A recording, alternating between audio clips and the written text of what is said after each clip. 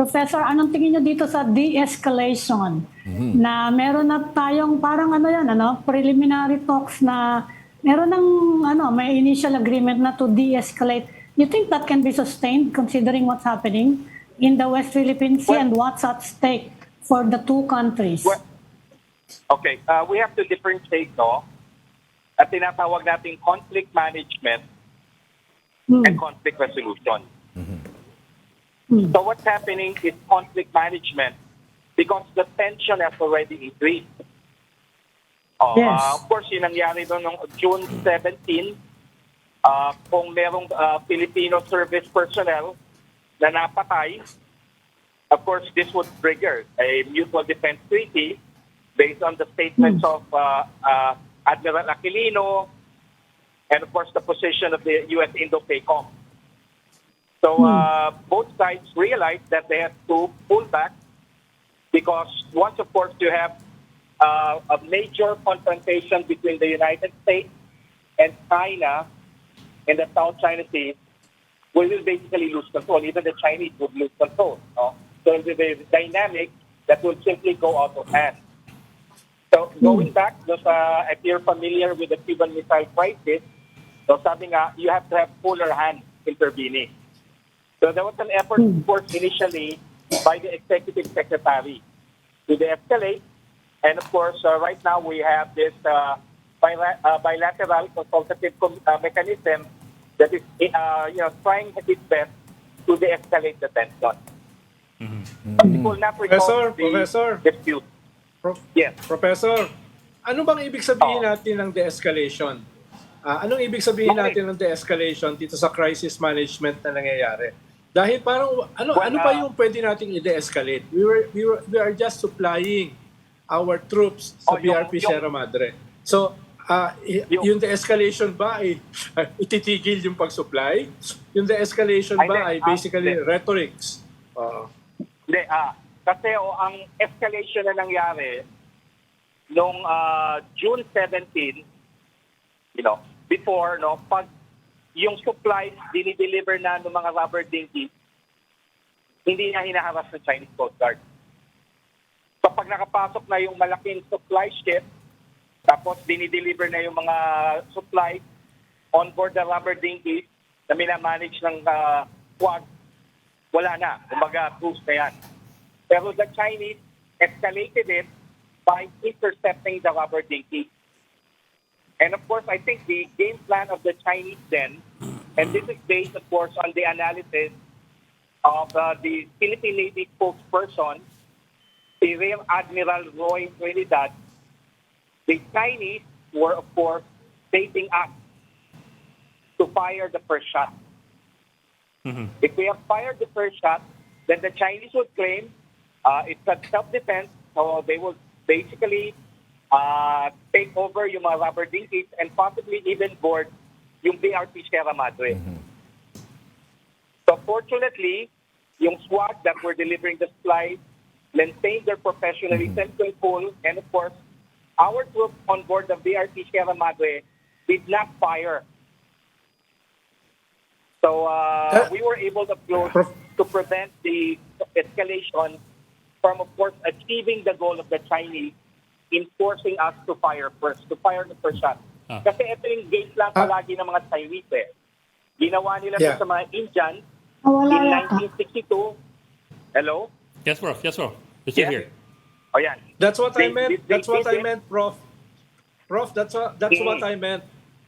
Di ba China ang dapat mag-de-escalate?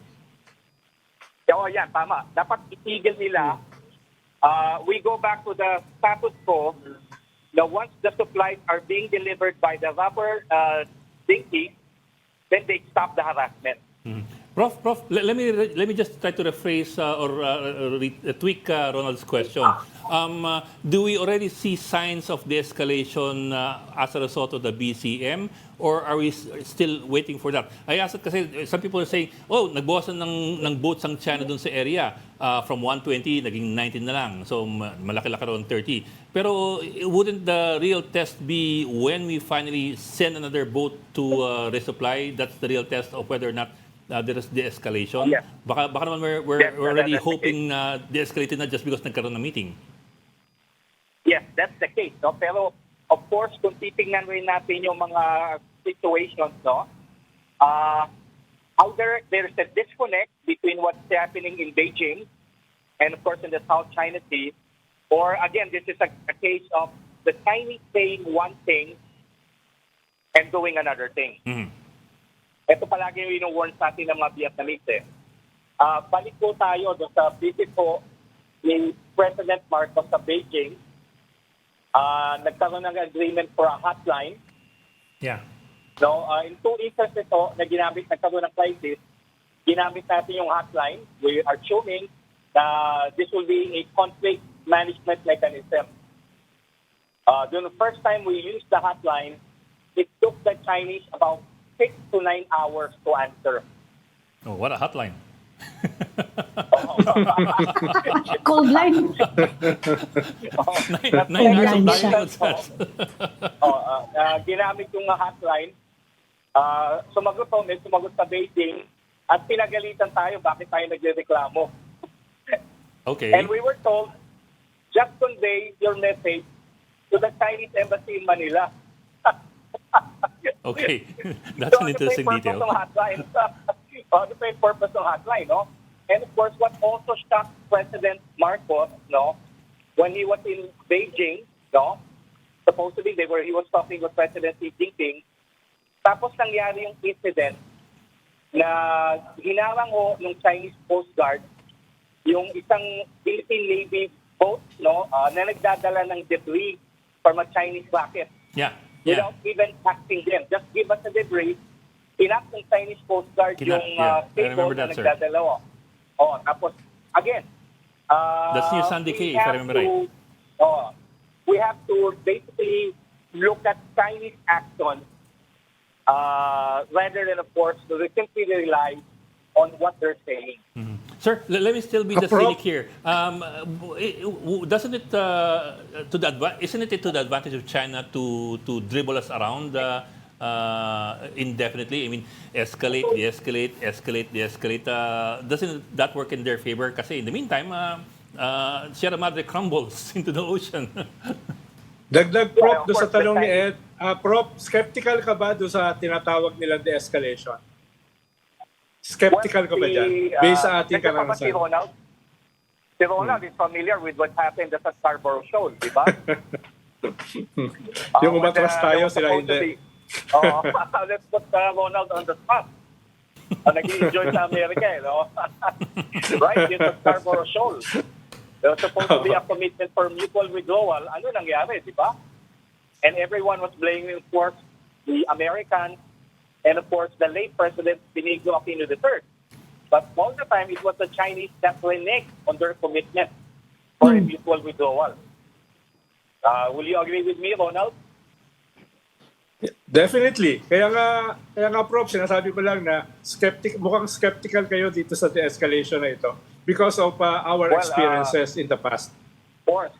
I think you will also share my skepticism given your experience during the term of the late President Benigno Aquino III. Well, we're Saan? hoping na sana ay may mangyari dito. We're hoping. Pero based on past experiences, tama ka, medyo skeptical tayo.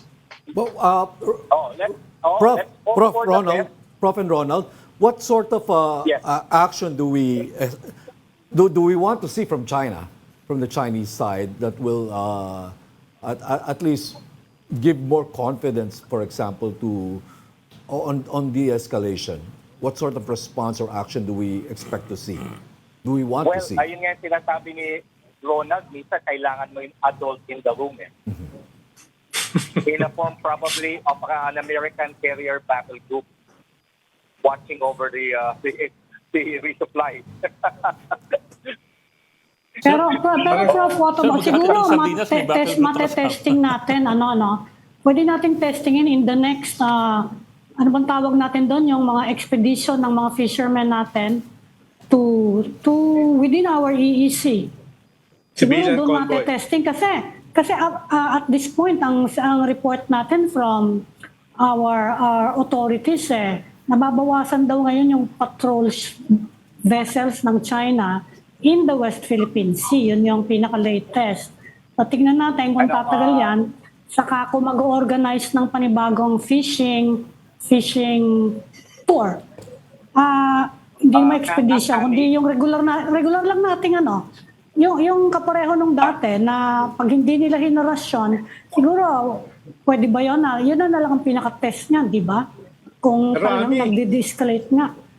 Pero Ami, yung monster ship nila ay pumunta uli sa Scarborough. Yung Oo nga, pinakamalaking malapit. Coast Guard vessel. Malapit. Nandun Pero ulit. international waters yun, Yung dinadaanan naman daw is international waters. Paikot-ikot lang siya ron. Excuse me, Ami, if I can Yes, clarify, yes. no? Let's refer to dun sa statement ni Rear Admiral Boy Trinidad, who of course gave the report about the decreasing number of Chinese ships. Sinabi niya, this is what we observed, pero he said, I would not speculate. Ano ibig sabihin nun? Madaming reasons bakit pa nag-lessen yung number. Probably they're just replenishing while waiting for other ships to arrive. Right. Probably just a tactical measure to put us in a position where lang, then suddenly magdi-deploy na naman sila na madami. You know, Prof, we had Ray Powell here a few weeks ago, and his explanation about the presence of Chinese ships, the swarming of Chinese ships in the West Philippine Seas, he had one explanation, which is, minsan daw binibigyan ng subsidy na gasolina yung mga maritime vessels nito, at para ma-consume yung subsidy nila, they just go out to sea and then sometimes just stay there para until ma-replenish yung subsidy nila ulit ng fuel. So, the way Ray Powell explained it, it doesn't have to have any tactical purpose or objective. Sometimes lang daw nag-uubos ng subsidiya ng gasolina yung mga sasakyan na yan. So it could be any of those reasons. A lot of things, a lot of factors. So, Professor, we should ang tingin mo always ba yung maintain our ating guard. gobyerno ay open na yung pinagdedebatihan noong nakaraang linggo na sasabihin sa China yung schedule ng resupply? Yung ating gobyerno ba ay yun ang ibig sabihin ng de-escalation? Hindi. Pinabulaanan na yan ni President Marcos. Sabi niya, we will Yes. not inform. We will not. Announce. Well, we are a sovereign country. Good. Wouldn't it appear, Ronald, Prof, that yung statement the statement that was coming out of Executive Secretary Lucas Bersamin's I think press conference, the points there in his statement, yun talaga yung posisyon ng National Maritime Council, ng gobyerno, ng administration, except that they had to do some damage control because of that word that he uttered outside of the press statement, which caused a lot of alarm and triggered a lot of outrage from the security and defense establishment. And that statement being, misunderstanding. Misunderstanding. Yun lang yun, accident. Accident. Misunderstanding. So, but looking back, remove that one-off statement from the executive secretary. Parang ang lumalabas yung statement niya, yung prepared statement niya, pinaka-policy talaga direction ng administration. That's just my sense.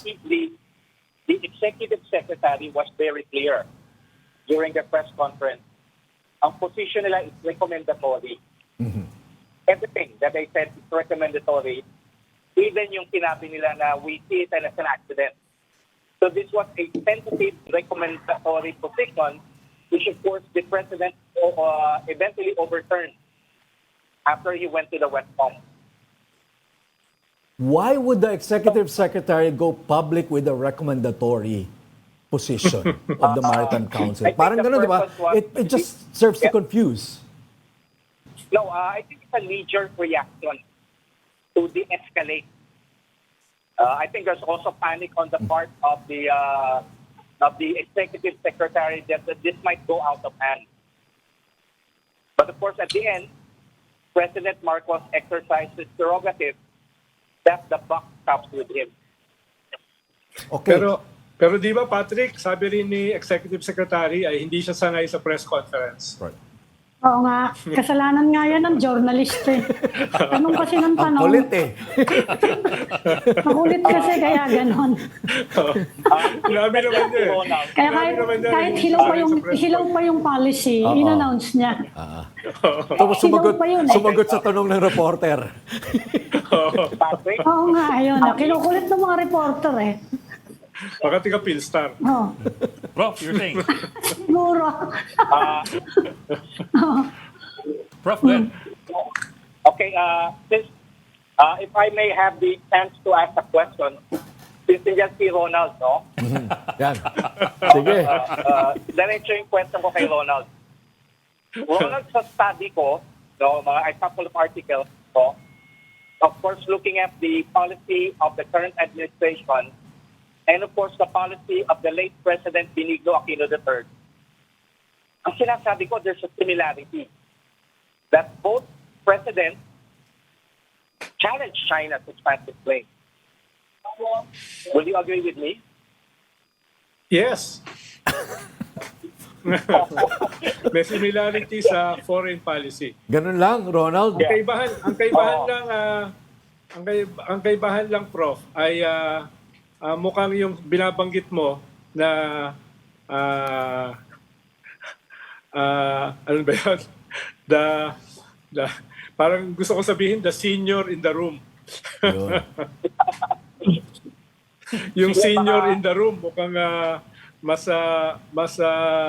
apparent kaysa nung panahon ni Pinoy. And then, yung senior in the room, senior, siguro, was trying to cut a deal. Di ba? Ito, senior in the room, panic. Kasi it might drag a country into a major confrontation with China. With that, thank you for joining the Storycon. Professor Renato De Castro. Thank you for your time, Professor.